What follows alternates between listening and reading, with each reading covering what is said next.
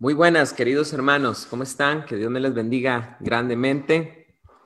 Vamos a continuar con nuestro estudio del libro de Génesis el día de hoy.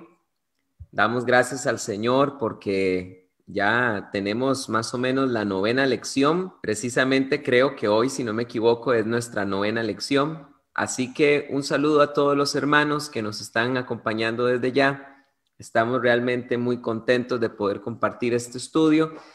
La lección de hoy, que vamos a tener hoy, se titula Adán y Eva son expulsados del paraíso. Eso es lo que vamos a estar estudiando hoy. Adán y Eva son expulsados del paraíso y hoy vamos a estar terminando el capítulo número 3 de Génesis. Por eso es que es muy importante. Vean ustedes, 9 lecciones, 3 capítulos. Casi que vamos a una velocidad de tres semanas por capítulo, ¿verdad? Aproximadamente. Pero realmente hoy vamos a estar aprendiendo cosas preciosas. Vamos a Génesis capítulo número 3, versículo número 14. Hoy vamos a estar leyendo Génesis capítulo 3, versículo 14. Vamos a leer hasta el 20 primero. Y dijo Adonai Elohim a la serpiente, por cuanto has hecho esto, maldita eres entre todos los animales y entre todas las bestias del campo.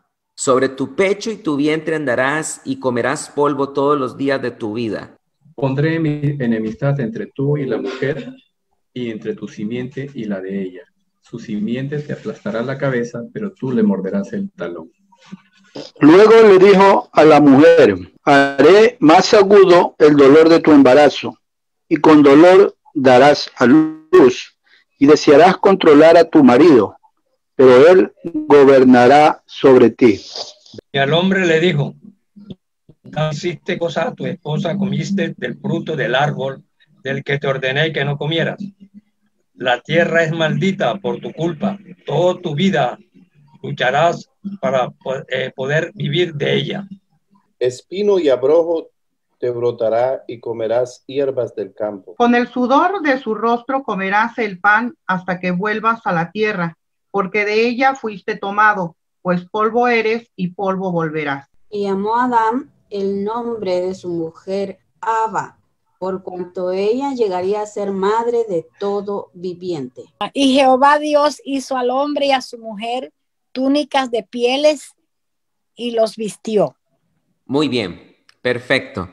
Bueno, quiero decirles que lo que vamos a estudiar hoy tiene mucha profundidad lo que vamos a estar estudiando hoy. En primer lugar, porque hay que hacerse varias preguntas y yo quisiera que apunten las preguntas que nos vamos a hacer hoy. ¿Cuáles fueron los juicios de Dios? Porque aquí hay 3 juicios.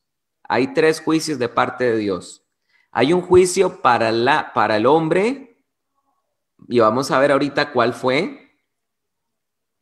Vamos a ver que hay un juicio también para la mujer y hay un juicio para la serpiente. Vamos a estudiar los 3 juicios de Dios. Esto es muy importante. Los 3 juicios de Dios los vamos a estar estudiando, ¿ok? Sin embargo, antes de leer esto, hay algo muy importante que leer y que estudiar. Y es que nosotros tenemos que entender algo muy importante, y es que hemos estudiado esta historia del pecado de Adán y Eva y vemos que la primera persona en desobedecer, ¿quién fue? Fue Eva, ¿verdad? Ella fue la que comió del árbol de la ciencia del bien y el mal. Sin embargo, es interesante que la Biblia no dice que el pecado entró al mundo por una mujer, ¿verdad? Esto es algo interesante porque si ella es la primera en desobedecer, ¿por qué la Biblia no dice que el pecado entró al mundo a través de una mujer? ¿Por qué la Biblia enseña que el pecado entró al mundo a través de un hombre? Si en Génesis encontramos que la primera en desobedecer es Eva. Vamos un momento, por favor, a Romanos capítulo 5, versículo 12, y les pido que anoten estos pasajes que son muy importantes.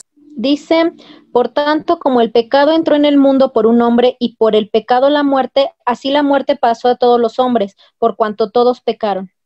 Bueno, pero ahora sí, ¿cómo es eso? Porque aquí encontramos que la muerte entró al mundo por un hombre, pero cuando estamos estudiando Génesis y encontramos que la primera en comer y en desobedecer el mandato de Elohim fue la mujer y después ella dio a su marido y él comió también. Entonces, vemos que la desobediencia fue primero en Eva, luego en Eva o Ava, realmente su verdadero nombre es Ava. Ava desobedece, luego Adán y después el pecado entra al mundo. Bueno, veamos ahora lo que dice la Biblia, Primera de Timoteo, capítulo 2, versículo 14. Y Adán no fue engañado, sino que la mujer siendo engañada incurrió en transgresión. Ok, vean ustedes que la Biblia está enseñando que Adán no fue engañado, sino que la mujer siendo completamente engañada cayó en transgresión.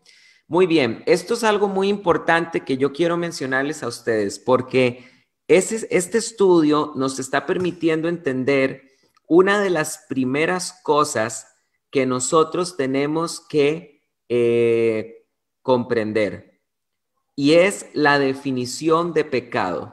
¿Qué significa pecado en la Biblia? Esto es muy importante, esto es un concepto fundamental que nosotros los cristianos tenemos que conocer. ¿Qué era lo que entendían los cristianos primitivos y cuál era el pensamiento de los hebreos con respecto al pecado? ¿Cómo definir qué es pecado y qué no es pecado? Y ese es un tema profundo hoy en día, porque hoy en día la sociedad quiere que los psicólogos sean los que nos digan qué es bueno y qué es malo, pero no debe ser así, porque la Biblia debe decirnos qué es bueno y qué es malo. Y por lo tanto, a través de la Biblia, por eso se llama canon.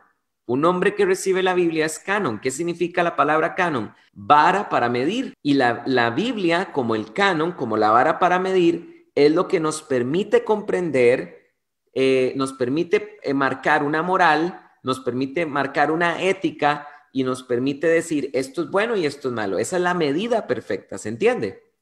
¿Qué es pecado en la Biblia? Muy bien. La definición de pecado en la Biblia es toda transgresión de la ley. Eso es pecado. Toda transgresión de la ley o toda transgresión a un mandato. Eso es la definición de pecado. Vuelvo a repetirlo, es toda transgresión a la ley, toda transgresión a un mandato. ¿Y qué significa la palabra transgredir? Significa trasladarse de un lugar a otro, desviarse. Cuando hay un mandato establecido de parte de Dios o una ley establecida por Dios y de repente el ser humano se desvía de ese mandamiento o de esa ley, tenemos lo que es por definición pecado. Entonces, la pregunta es, bueno, pero ¿cuál ley fue la que desobedeció a Adán y Eva? ¿O cuál mandato fue? Recuérdense, no hay pecado si no hay una transgresión. ¿Cuál fue la transgresión de Eva? El mandamiento, de hecho, todo el contexto de Génesis capítulo número 2 y capítulo 3 está claro, ¿verdad? Recuérdense cómo comienza el capítulo 3, con que Elohim os ha dicho que no comáis de ningún árbol del huerto. Recordemos que en Génesis capítulo 2 se dijo, no coman del árbol de la vida, perdón, del árbol de la ciencia del bien y el mal, porque el día en que él coman, morirán. Ahí hay un mandato. Esa era una ley que ellos tenían. Era un mandato de parte de Dios. Y en el momento en que Eva se desvió de ese mandamiento, transgredió. No hay duda de que Eva pecó, porque Pablo lo dijo, cayó en transgresión. Entonces, ya sabemos qué es pecado, pero la pregunta es, ¿pero por qué, a pesar de que ella fue la primera en transgredir el mandato, por qué la Biblia dice que el pecado entró por un hombre? Bueno, yo pienso que es porque Dios tiene un orden divino, ¿verdad? Que es el hombre, la cabeza, la mujer y después los hijos. Aunque Eva pecó, Adán es la cabeza de Eva. Por eso dice que vino el pecado por un hombre y asimismo por un hombre fuimos redimidos, lo que fue en Cristo Jesús. Eso es lo que yo considero. Claro. Bueno, yo creo que estamos claros en que la responsabilidad mayor es de Adán, porque él es el líder, ¿verdad? pero todavía creo que aún no logramos contestar por qué el pecado entró a través de Adán y no a través de Eva, si ella fue la primera en pecar. No hay duda alguna, y lo hemos visto en el estudio de la semana pasada, que la gran responsabilidad estaba en Adán. Sin embargo, vamos a ver ahorita esto, pero quiero escuchar la opinión de algunos de ustedes antes. Gerald. Quisiera aportar, pues bueno, tomando ante todo Génesis en el capítulo 1, versículo 27, perdonen que retrocedamos, pero bueno, ya sabemos que para poder estudiar palabra tenemos que ir atrás, adelante y así, viajar en el tiempo con el Señor. Me gustaría que viéramos primero Génesis capítulo 1, versículo 27. Creo que esto nos ayudaría un poco para entender la respuesta. Dice la palabra, y creó Dios al hombre a su imagen y semejanza. Luego dice, varón y hembra los creó. Pero aquí hay una connotación que quiero que se tenga en cuenta. Es que lo primero que dice la palabra es que Él crea al hombre. Si vemos bien, se nos enseña también, durante muchos años se ha estudiado, que el inicio de toda la creación es Cristo mismo, que todo fue creado por Cristo, para Cristo, y Cristo lo tenemos como la imagen de varón perfecto, príncipe de paz, rey soberano de sobre todas las cosas, señor de señores.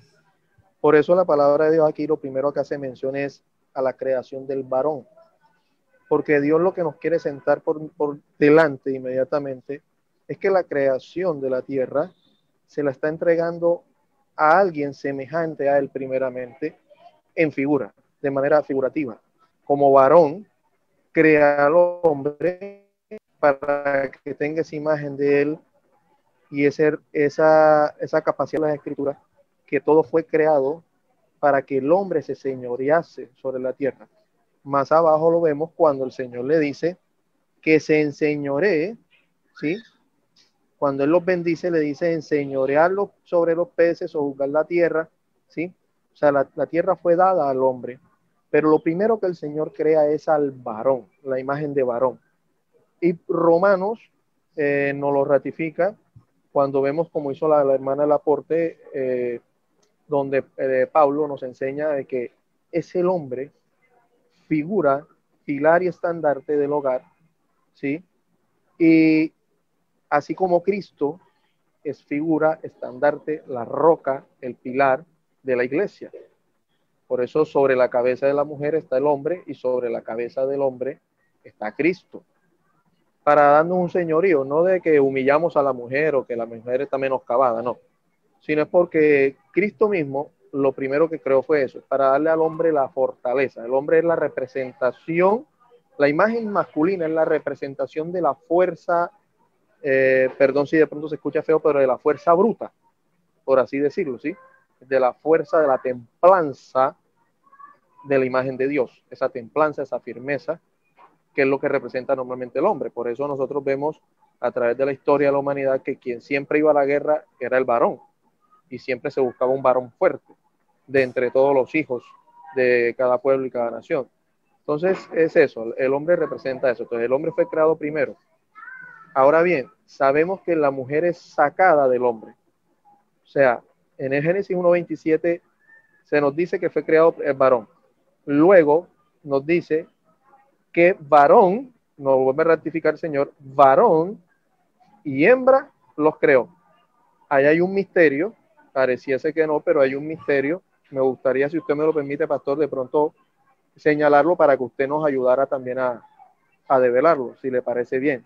Y ese misterio es de que, como le dije, lo primero que se creó fue el hombre, y el Señor luego separa la parte femenina del hombre y nos la explica claramente en el capítulo 2, en el versículo 21, versículo 21 al 22, vemos que el Señor hace caer en sueño, capítulo versículo 21 al 22, Él hace caer en sueño al hombre, toma una parte de su cuerpo, se nos dice que es de la costilla, ¿cierto? Y de ahí forma la carne y el hueso de la mujer, Sí, sí, sin embargo, hermano, yo quisiera decir con respecto a lo que estás diciendo, de que creo que lo que estás diciendo reafirma lo que nuestra hermana Nidia nos dijo, de que no hay duda de que el ser humano, perdón, de que el varón era el mayor responsable y que al varón primeramente fue el que se le entregó el gobierno. Eso no lo estamos poniendo en duda. Lo que creo es que todavía no logramos contestar, aún a pesar del aporte que estás haciendo, es ¿por qué si cronológicamente en Génesis vemos que primero transgrede Eva y después Adán? ¿Por qué es que la Biblia enseña que el pecado entró al mundo? Y esto aquí donde yo quiero entrar, hacer énfasis, ¿por qué el pecado entró al mundo por Adán y no por Eva, si se supone que cuando Eva, en el momento que ella transgrede por primera vez, ahí ya entró el pecado al mundo? Y donde yo quiero, te agradezco mucho tu aporte, porque me parece que estamos de acuerdo en algo, con lo que nos decía también al inicio nuestra hermana Nidia. No hay duda de que el varón es el que le ha sido entregado al principio el gobierno de la creación. Sin embargo, yo quiero aquí hacer dos aclaraciones. Número uno, ¿qué significa la Biblia cuando dice que entró el pecado al mundo? Esto es algo que venimos viendo desde el capítulo número 1. Mundo, ¿a qué se refiere con mundo? ¿Entró el pecado al planeta Tierra o entró el pecado a la humanidad? A la humanidad. A la humanidad. A la humanidad, correcto, a la humanidad. hermano Alex. A la humanidad. Exacto. A la humanidad.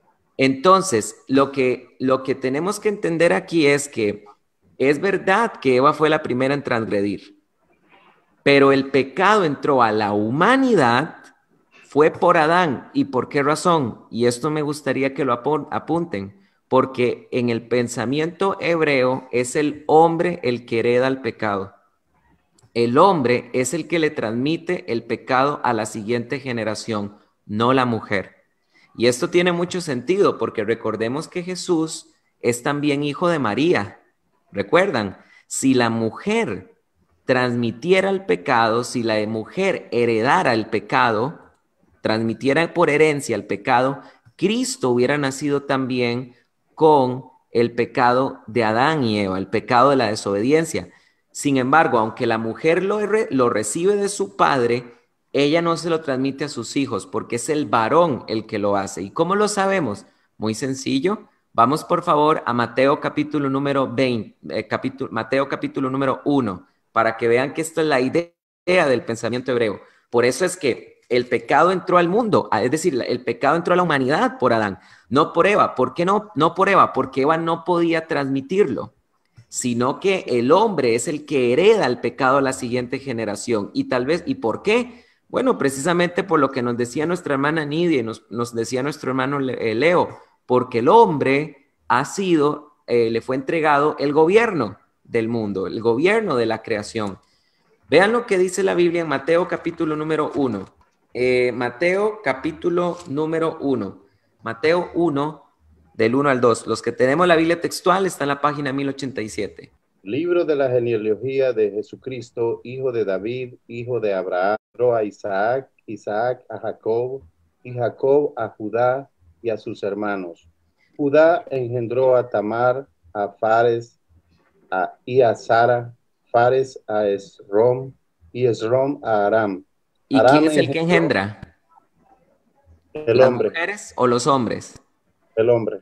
Los varones. Ven que en la línea genealógica del pensamiento hebreo, esta genealogía escrita por un hebreo, que es Mateo, es el hombre el que engendra. ¿Se entienden? Entonces, por esta razón es que sabemos que al hombre, al ser el hombre el que engendra, el hombre es el que transmite el pecado. Y es precisamente por esta razón que Cristo no tuvo en ningún momento pecado, aunque fuera hijo de María, porque María no podía transmitirle su naturaleza pecaminosa. ¿Se entiende? Por eso es que Pablo dijo que el pecado entró al mundo por un hombre. No, el pecado no entró a la humanidad por una mujer por esta razón. sino que realmente entró por un hombre, porque el pecado entró a la humanidad en el momento que el hombre pecó, porque ahí sí es cierto que el pecado iba a ser transmitido a Caín, iba a ser transmitido a Abel y a Set y a los demás hijos de Adán y Eva, pero esta transmisión de herencia es por Adán, no por Eva.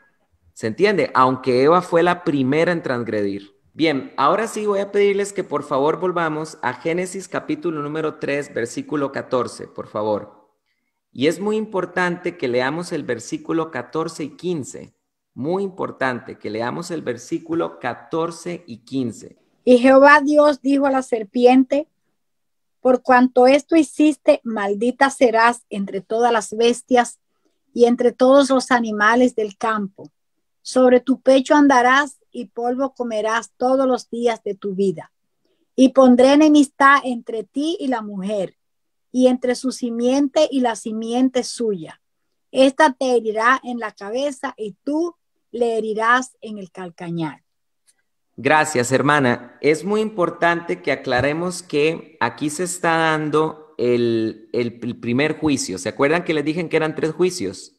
Bien, vamos a contestar cuál es el juicio para la serpiente. Que hay algo que yo quiero aclarar. Yo quiero aclarar esto porque aquí la pregunta, también hay otras preguntas que hacernos. ¿Qué fue lo que habló con Eva? ¿Realmente una serpiente? ¿O fue que se le metió Satanás a una serpiente? Porque no hay duda de que la serpiente es un símbolo de Satanás. Recordemos que en Apocalipsis capítulo 12 a Satanás se le llama la serpiente antigua. Entonces, esta es una pregunta muy interesante. ¿Qué fue lo que habló con Eva? Bueno, nosotros tenemos que recordar que desde que nosotros iniciamos este relato, este estudio del Génesis, tenemos que recordar pero muy importante, que hemos aclarado de que Moisés no tiene pretensiones científicas, ¿se acuerdan? Porque aquí ahorita vamos a leer algo muy interesante, y es de que sobre tu pecho y tu vientre andarás y comerás polvo todos los días, ¿verdad? Entonces aquí hay algunas personas que han dicho que la serpiente al principio tenía patas, ¿verdad? Eso es lo que algunas personas dicen, y que Dios le quitó a la serpiente las patas como un juicio y ahora la serpiente tiene que arrastrarse sobre el suelo. No, recuerden que el relato del Génesis en lo absoluto es una descripción biológica del mundo natural. La Biblia no está enseñando aquí que Dios le quitó las patas a la serpiente, y yo he visto personas tratando de que el texto suene a eso y presentan evidencia, ¿verdad?, de que las serpientes al principio aparentemente tenían patas, viendo el esqueleto de la serpiente y todo esto. No. Ese tema es irrelevante para la Biblia. La Biblia no está enseñando nada que tenga que ver con la anatomía de las serpientes, sino que recuérdense que este es un relato que nos está enseñando verdades espirituales. Entonces, Moisés, a través del uso de la serpiente, de la imagen de una serpiente, Moisés está valiendo para enseñarnos sobre el origen del pecado.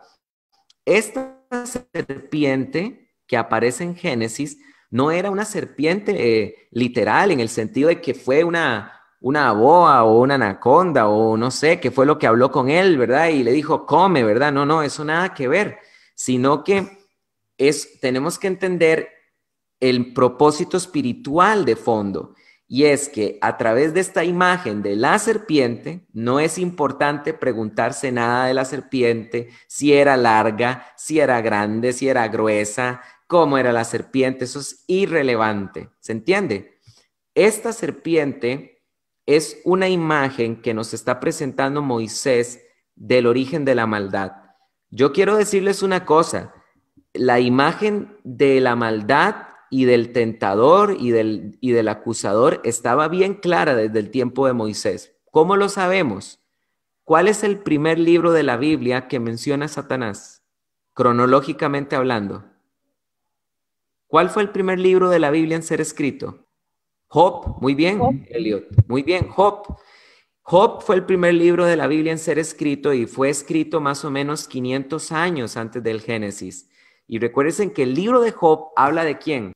De Satán, ¿se acuerdan, verdad? Habla del Satán.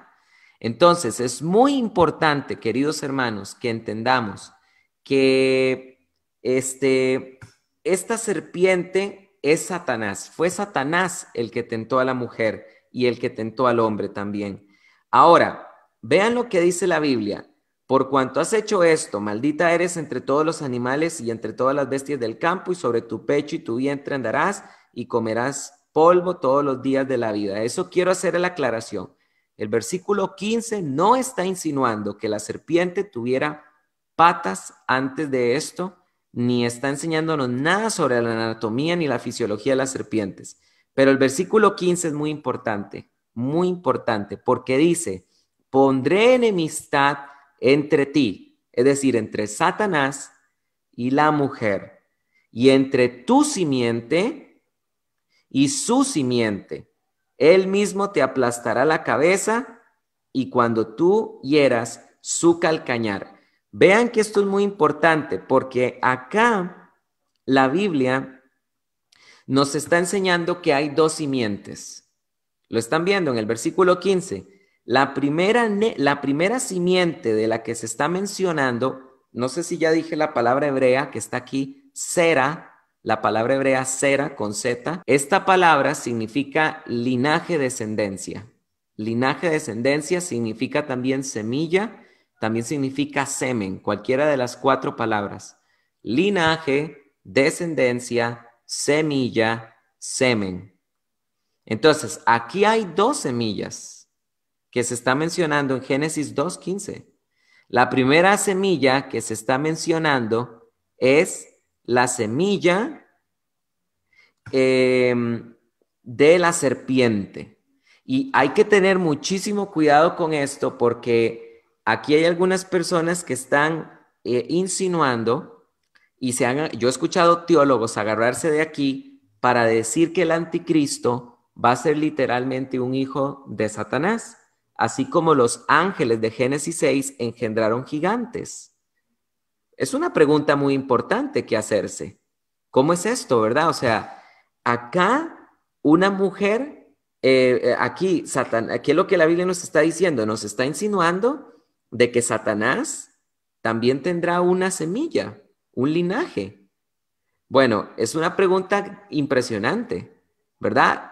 Es más, vean qué interesante esto. La mayoría de las películas del anticristo de Hollywood siempre presentan a Satanás como hijo del diablo, ¿verdad? Hijo literal del diablo.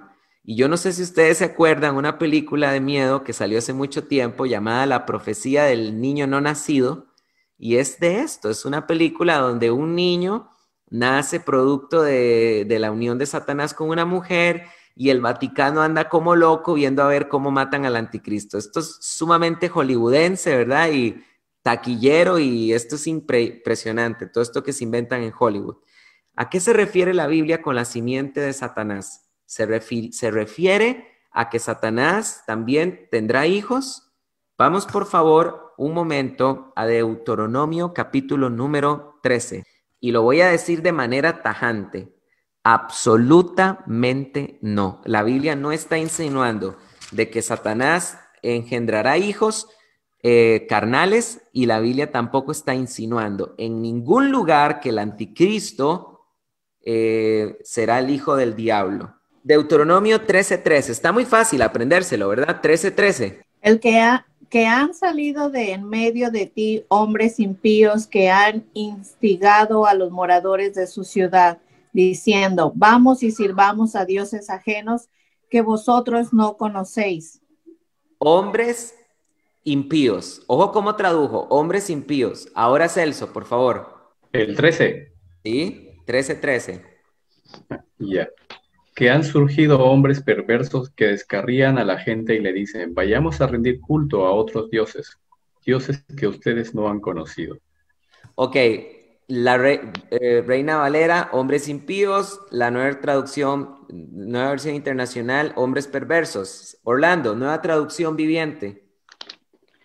Que hay sinvergüenzas en medio de ti, que llevan por mal camino a los habitantes de su ciudad, diciéndoles, vamos, rindamos culto a otros dioses, dioses que hasta entonces tú no conocías.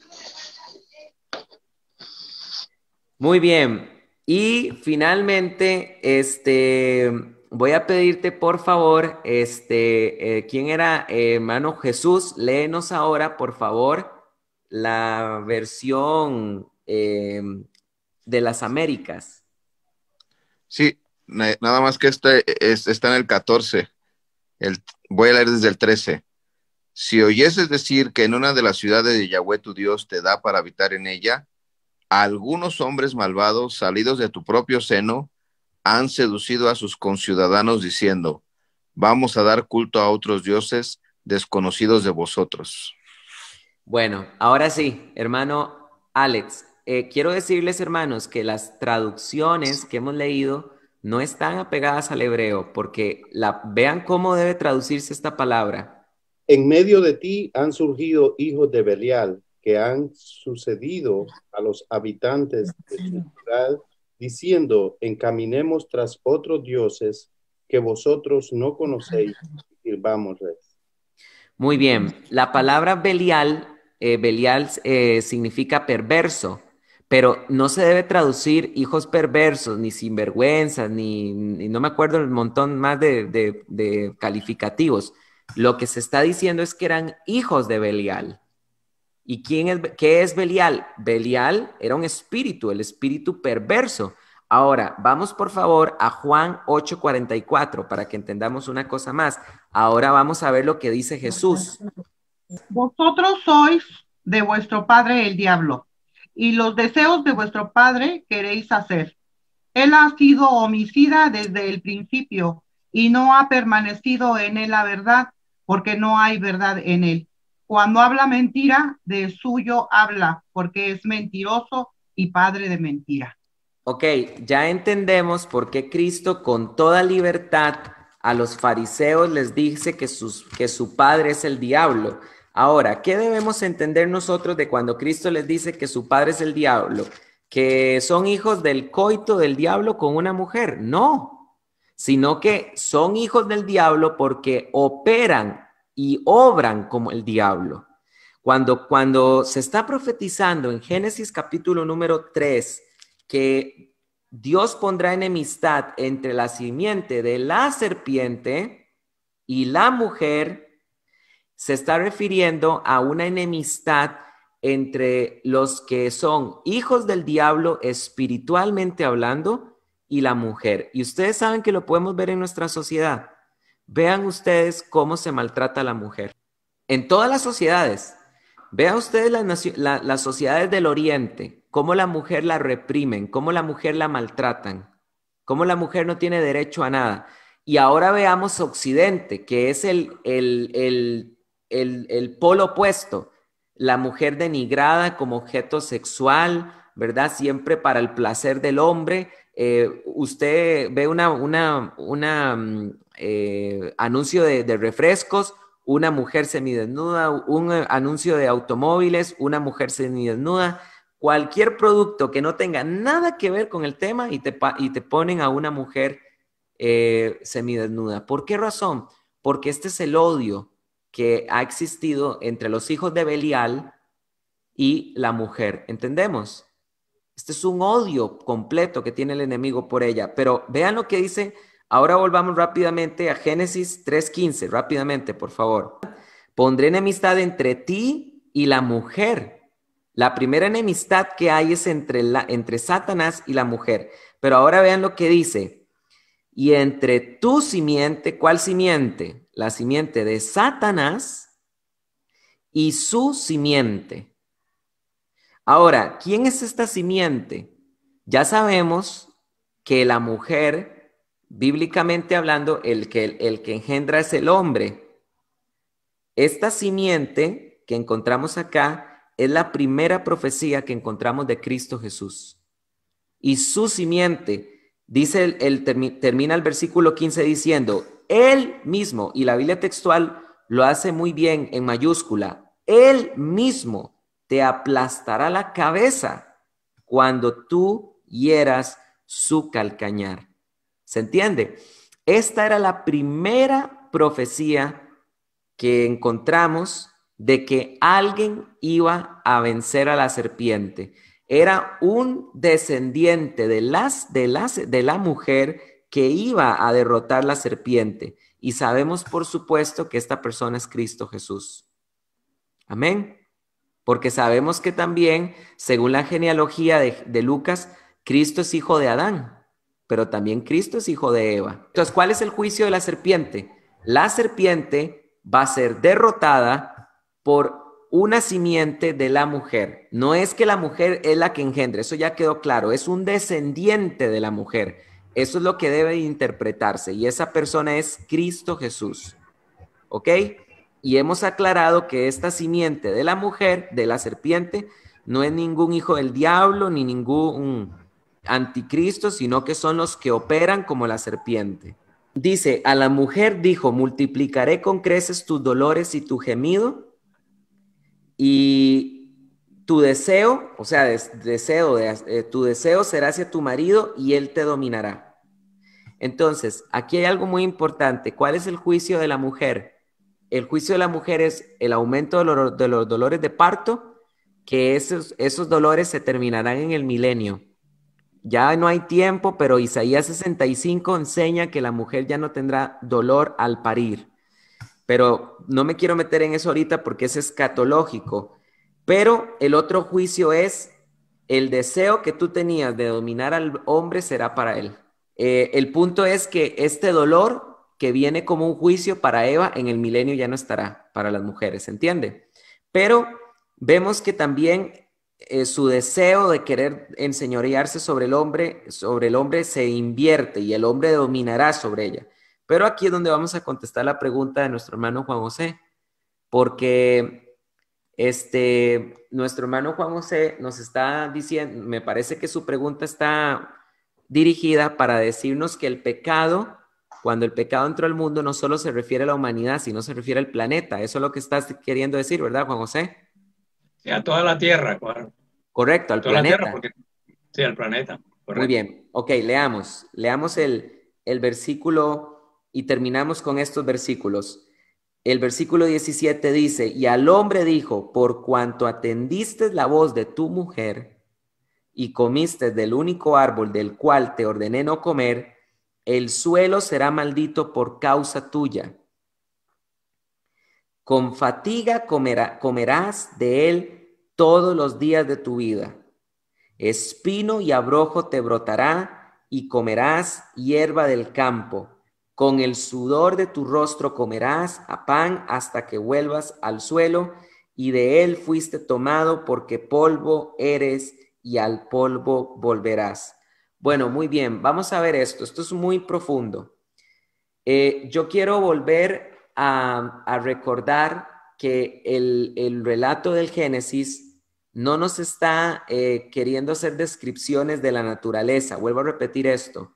Sin embargo, vean qué interesante. El juicio que Dios hace sobre el hombre es que él tendrá que trabajar con el dolor de su frente, con el sudor de su frente, y tendrá que trabajar y cansarse. Y después Dios dice que con respecto a la tierra, el suelo será maldito por causa tuya. ¿Pero por qué el suelo será maldito? Porque le dio la potestad de señorearlo. Y si él ya estaba con un juicio, también la tierra tenía que hacerlo, porque si él la señoreaba y la tierra quedaba normal, ¿qué es lo que él iba a trabajar? ¿Qué es lo que le iba a costar a él? Esa es mi opinión. Gracias. ¿Alguien más que quiera aportar esto antes de contestar yo? Vean, vuelvo a leer el pasaje. Y al hombre dijo, por cuanto atendiste a la voz de tu mujer y comiste del único árbol del cual te ordené no comer, el suelo será maldito por causa tuya. Con fatiga comerás de él todos los días de tu vida. Espino y abrojo te brotará y comerás hierba del campo. Con el sudor de tu rostro comerás hasta que vuelvas al suelo, de él fuiste tomado, porque el polvo eres y polvo volverás. Yo creo que la clave está en el versículo 18. Vean lo que dice el versículo 18. Dice, espino y abrojo te brotará y comerás hierba del campo. ¿Por qué Dios le está diciendo a Adán y Eva que el suelo será maldito por causa de él? Porque brotarán espinos y abrojos. Espinos y abrojos. Y esto es interesante, o sea, la tierra, que va dirigido a lo que hace la pregunta Juan José, es el planeta también en el que entra la maldad, ¿verdad? Entra también como destrucción, entra en el mundo, ¿verdad? Pero vean lo que también dice cuando Dios maldice a Caín en Génesis capítulo 4. Vean cómo podemos agarrarnos de aquí para interpretar. Porque Génesis capítulo 4, versículo número 12 dice, cuando trabajes, el suelo no te incrementará su fuerza y serás un fugitivo errante en la tierra. ¿Lo ven? El suelo no te incrementará su fuerza. Es decir, que él iba a trabajar la tierra, pero la tierra no le iba a devolver a él la fuerza de su trabajo. ¿Se entiende? Entonces, ¿qué es lo que estoy queriendo yo decir con esto? Dios está diciendo que él maldice el suelo porque ahora el suelo va a producir espinos y va a producir abrojos. Pero hago una pregunta, hermano Juan José, y aquí es donde contesto tu pregunta. ¿Cuál suelo es el que va a comenzar a producir espinos y abrojos? Porque recuérdate que Adán no vivía en el mundo entero. Adán vivía dentro del paraíso. ¿Estás entendiendo lo que estoy queriendo insinuar? Correcto. Yo creo que Dios está maldiciendo el suelo propio del Edén. Del Edén. Porque ese suelo iba a producir espinas y abrojos. Recordemos que hay dos ecosistemas diferentes, hermano Juan José. Uno era el mundo entero y otro es el jardín que Dios plantó donde puso a Adán y Eva y donde Adán y Eva iban a vivir en completo confort. Este suelo del Edén no producía espinos y abrojos y este es el suelo que empieza a producir espinos y abrojos. No creo yo que sea una sugerencia de que el mundo entero, fuera de Adán y Eva, no tuviera espinos y abrojos o no existiera inclusive la ferocidad de los animales fuera del Edén. ¿Por qué? Porque si nosotros tratamos de interpretar eso, estamos tratando de decir que el Génesis nos está tratando de contestar cuestiones del mundo natural y hemos visto desde el inicio que esa no es la intención de Moisés nunca.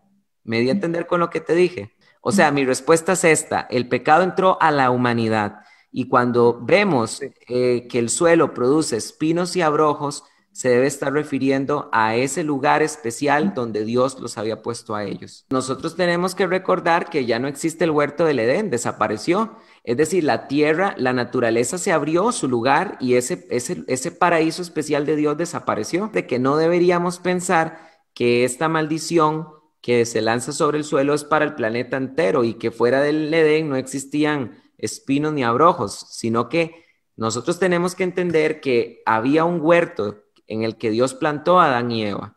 Y cuando Dios los expulsa, el suelo brotará espinas y abrojos. Y esto es de acuerdo a lo que estamos viendo, porque no existe hoy el huerto del Edén. No podemos ir y buscarlo y decir, mira, aquí fue donde estuvo Adán y Eva. ¿Qué fue lo que pasó? Ese ecosistema que Dios creó se perdió y la naturaleza se abrió paso por sí misma. Pero esto yo lo digo porque nosotros tenemos que entender esto. Es muy importante y, por ejemplo, esto lo hemos visto en cursos que vimos de geología y biología. Nosotros sabemos que existía la ferocidad antes de que el ser humano exista en esta tierra. La ferocidad de los dinosaurios, la ferocidad de la megafauna. Este mundo siempre ha tenido un ecosistema donde ha estado la ferocidad y la Biblia en ningún momento nos está haciendo ninguna alusión sobre este tipo de cosas.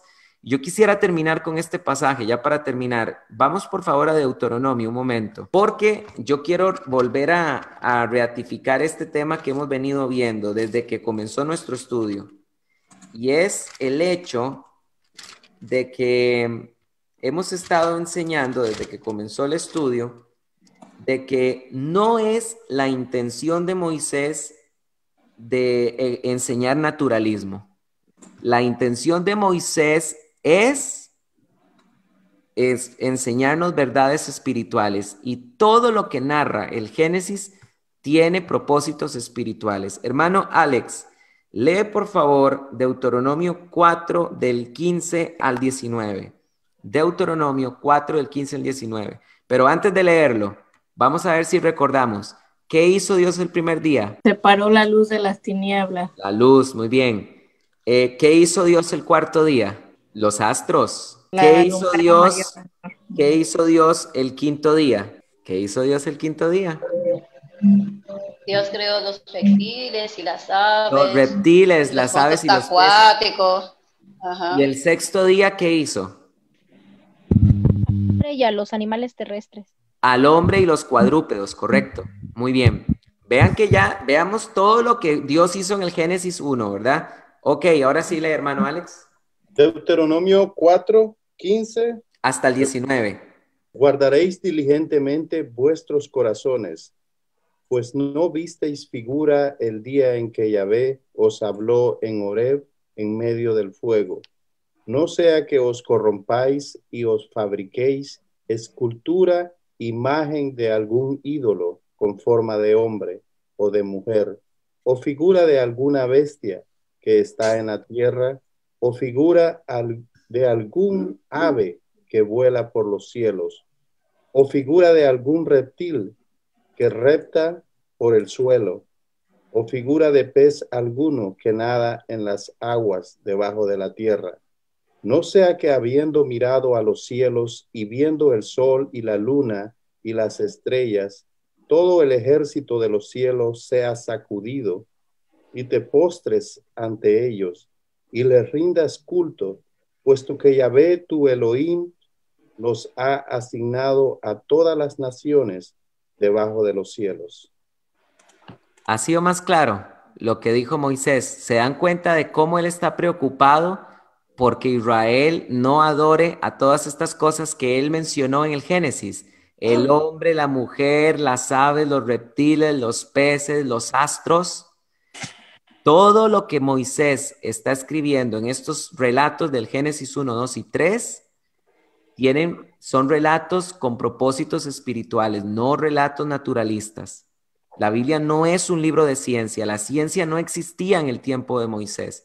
Entonces, lo que tenemos que entender es esto.